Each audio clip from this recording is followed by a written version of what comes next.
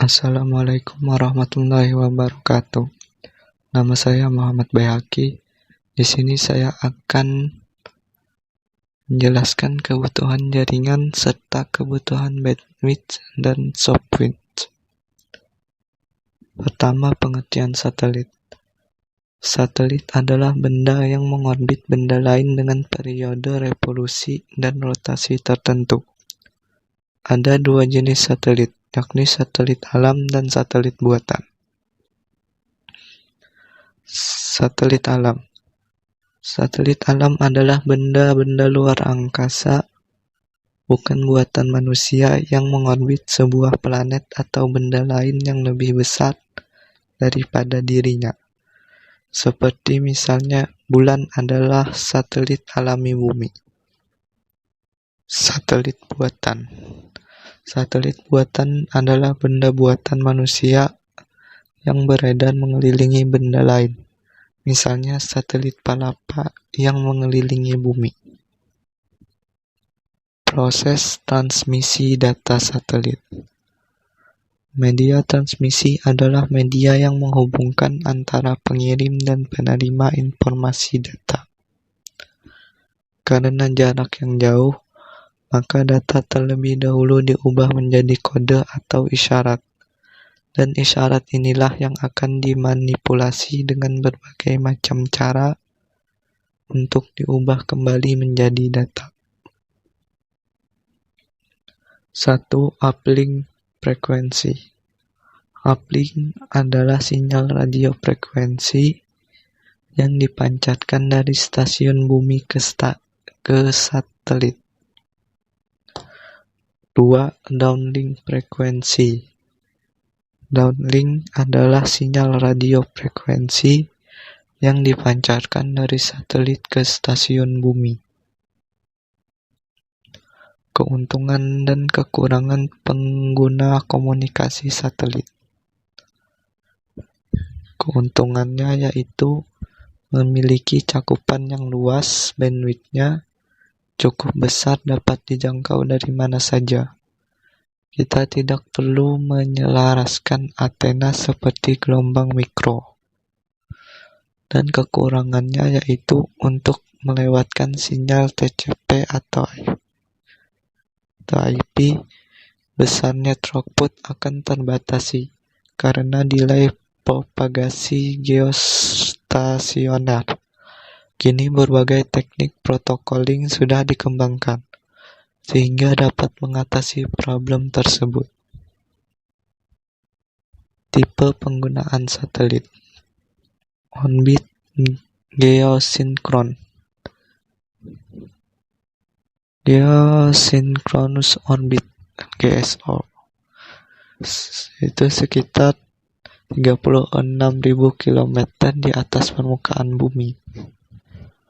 On-beat geostationary orbit (GEO), yaitu 35.790 km di atas permukaan bumi. Orbit menengah (medium earth orbit) (MEO), sekitar 1.500 sampai 36.000 km. Orbit rendah (low earth orbit) (LEO), sekitar 300 sampai 1.500 km di atas permukaan bumi. Pengertian bandwidth. Bandwidth adalah kapasitas yang dapat digunakan pada kabel Ethernet agar dapat dilewati trafik paket data dengan maksimal tertentu. A. Mekanisme bandwidth. Network bandwidth capacity. Bandwidth capacity atau kapasitas lebar pita diartikan sebagai nilai maksimum besaran transfer data, tulisan, gambar, video, suara, dan lainnya, yang terjadi antara server hosting dengan komputer klien dalam suatu periode tertentu. Network bandwidth consumption. Jumlah bandwidth yang dikonsumsi biasanya tergantung pada paket jaringan yang disediakan oleh penyedia layanan internet. Asymptotic bandwidth. Asymptotic bandwidth bagi suatu jaringan adalah ukuran maksimum throughput pada sumber data yang sangat mengambil banyak data. Contohnya seperti ukuran pesan yang tidak terbatas. Internet connection bandwidth terbagi menjadi dua, yaitu 1. Internet dedicated bandwidth, 2. Internet broadband bandwidth atau Internet short bandwidth. Internet dedicated bandwidth. Koneksi Internet dedicated bandwidth adalah layanan di mana penyedia jasa internet ISP mendedikasikan jumlah bandwidth tertentu untuk koneksi itu. Internet broadband bandwidth atau Internet short bandwidth. Koneksi internet broadband adalah jaringan koneksi internet bersama shared network di antara banyak pengguna yang berbeda di suatu daerah. Berbagi koneksi yang lebih besar. B. Parameter pengukur lebar bandwidth. Secara umum, parameter pengukuran performance dari sebuah network adalah 1. Throughput, 2. Upstream, 3. Downstream, 4. Kecepatan atau speed. Selain itu, masih ada lagi parameter-parameter yang lain. 1. Throughput. Throughput adalah bandwidth aktual yang terukur pada suatu ukuran waktu tertentu dalam suatu hari menggunakan rute internet yang spesifik ketika sedang mendownload suatu file. 2. Downstream. Downstream adalah kecepatan aliran data ketika pelanggan melakukan download dengan maksimum kecepatan sampai dengan ADSL connection speed-nya 384 kilobit per second. 3. Upstream.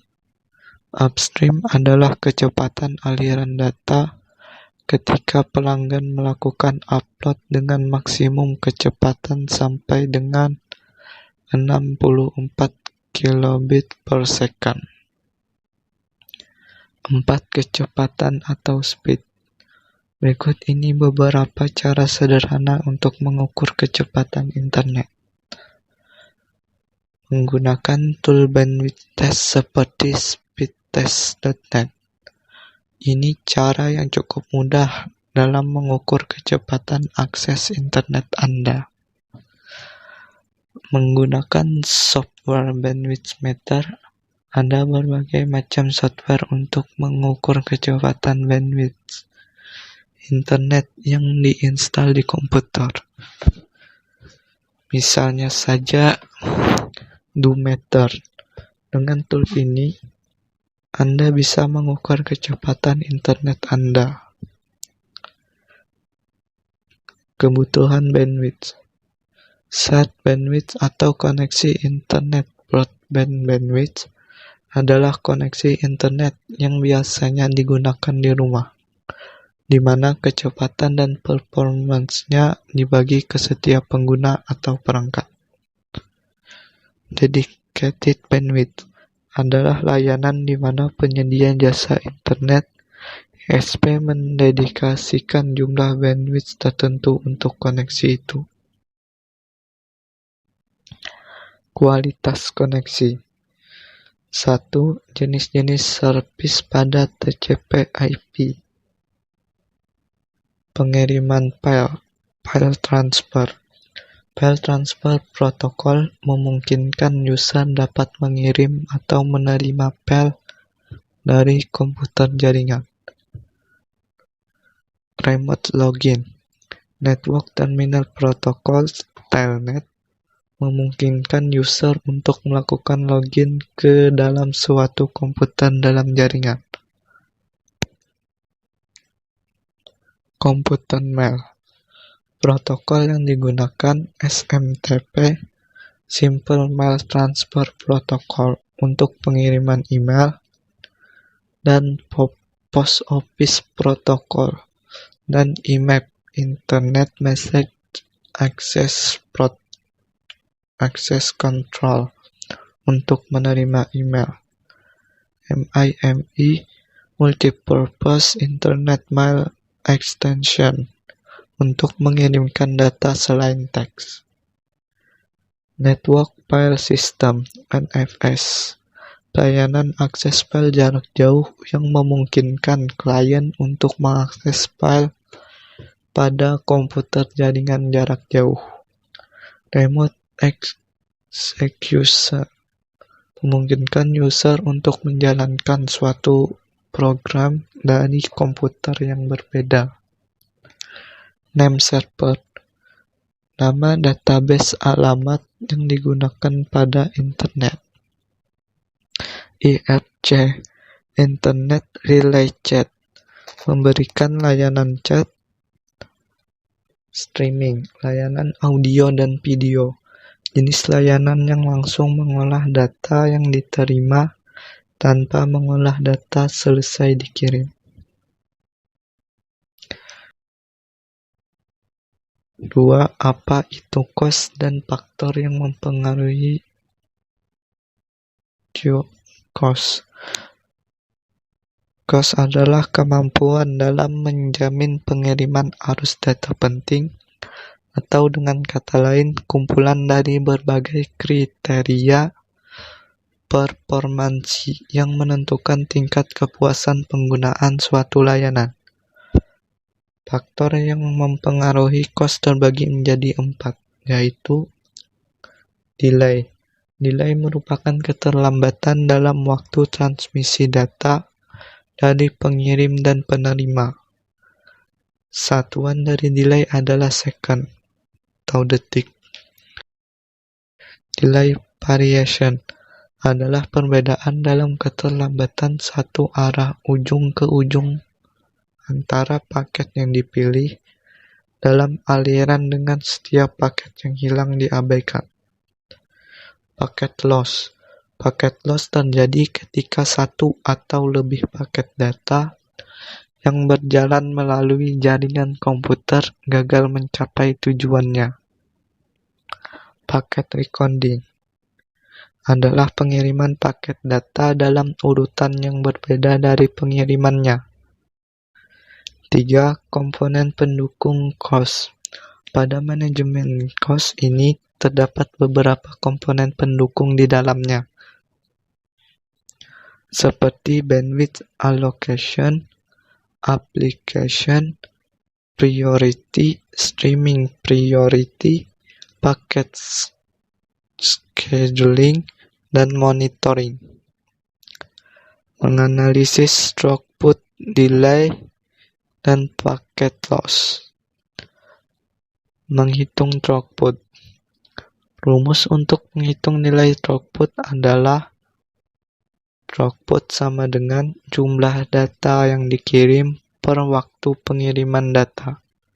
Pada aplikasi Wireshark akan terlihat protokol yang sedang bekerja selama proses percakapan berlangsung. Dan untuk mendapatkan nilai throughputnya, kita harus stop dahulu proses capture aplikasi Wireshark, kemudian pilih static, kemudian pilih summary, maka akan muncul gambar di bawah ini. 2. Rumus untuk menghitung nilai delay. Rata-rata delay sama dengan total delay atau total paket yang diterima buka aplikasi Wireshark, kemudian pilih teleponi, lalu FTP, kemudian show all stream, pilih stream analysis, pilih IP client, pilih analis, maka akan muncul gambar berikut ini. Pada gambar di atas, total delay-nya 62,03 second, dan total paket yang diterima adalah 3103. Sehingga jika dihitung sesuai dengan rumus, didapatkan rata-rata delay sama dengan 62,03 per 3103 sama dengan 0,019990 detik. 3 rumus untuk menghitung paket loss. Untuk melihat nilai dari paket loss, pertama buka aplikasi Wireshark, kemudian pilih teleponi, FTP, show all stream, stream analis, pilih IP client, pilih analis, maka akan muncul gambar berikut ini. Untuk mendapatkan nilai dari paket loss, dari gambar di atas, nilai dari paket loss yang didapatkan adalah 1,45%. Jika kita hitung dengan menggunakan rumus, maka paket yang diterima sama dengan paket yang dikirim kurang paket yang hilang. Sama dengan 3103 kurang 45 sama dengan 3058. Paket loss sama dengan 3103 kurang 3058 per 3013 kali 100%. Sama dengan 1,45%.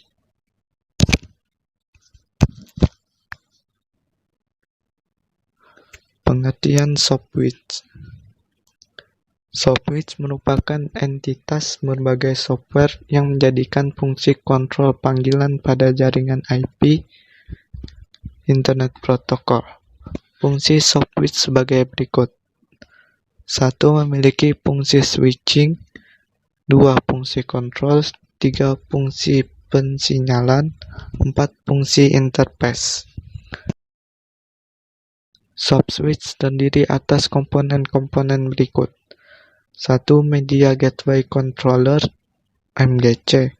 MGC atau Call Agent merupakan komponen utama dari Sofwitch, berfungsi untuk meninjau semua bagian dari komunikasi yang terjadi, serta mengatur elemen-elemen jaringan lain, serta menjembatani jaringan yang berbeda. 2. Application Server. Application Server adalah sebuah entitas dari proses eksekusi aplikasi. 3. Media Server. Sofwitch harus dapat mengatur grafik panggilan dengan minimal 4 juta BHC (Business Host Communication). 4. Signaling Gateway. Signaling Gateway adalah komponen jaringan yang bertanggung jawab untuk mentransfer pesan persinyalan antara node persinyalan saluran umum yang berkomunikasi menggunakan protokol dan transport yang berbeda. 5. Media Gateway. Media Gateway adalah perangkat atau layanan terjemahan yang mengubah aliran media antara teknologi telekomunikasi yang berbeda. Layanan yang dimiliki Sofwitch. 1. Call Transfer adalah mekanisme telekomunikasi yang memungkinkan pengguna untuk memindahkan panggilan telepon yang ada ke telepon lain. 2. Hunting Group. Dalam telepon, Perburuan garis adalah metode pendistribusian panggilan telepon dari satu nomor telepon ke sekelompok beberapa saluran telepon. 3. Call forwarding, pengalihan panggilan, adalah fitur telepon dari beberapa sistem switching telepon yang mengalihkan panggilan telepon ke tujuan lain, yang mungkin misalnya ponsel atau nomor telepon lain di mana pihak yang dipanggil yang diizinkan tersedia. 4. Conference call, panggilan konferensi adalah istilah yang digunakan untuk panggilan telepon yang menghubungkan 3 atau lebih saluran telepon dalam waktu bersamaan. 5. Abbreviated dialing adalah fitur untuk mempersingkat proses dialing dengan nomor singkatan yang hanya terdiri dari 1 sampai 2 digit saja. 6. Call waiting, panggilan tunggu adalah layanan telekomunikasi yang ditawarkan oleh penyedia layanan telepon kepada pelanggan, di mana pelanggan dapat menangguhkan panggilan telepon yang sedang berlangsung untuk menerima panggilan kedua. 7. Call line identification percentage, CLIF, adalah layanan telepon tersedia dalam sistem telepon analog dan digital, termasuk voice over IP, yang mentransmisikan nomor telepon penelepon ke peralatan telepon pihak yang dipanggil ketika panggilan sedang diatur. Sekian presentasi dari saya. Wassalamualaikum warahmatullahi wabarakatuh.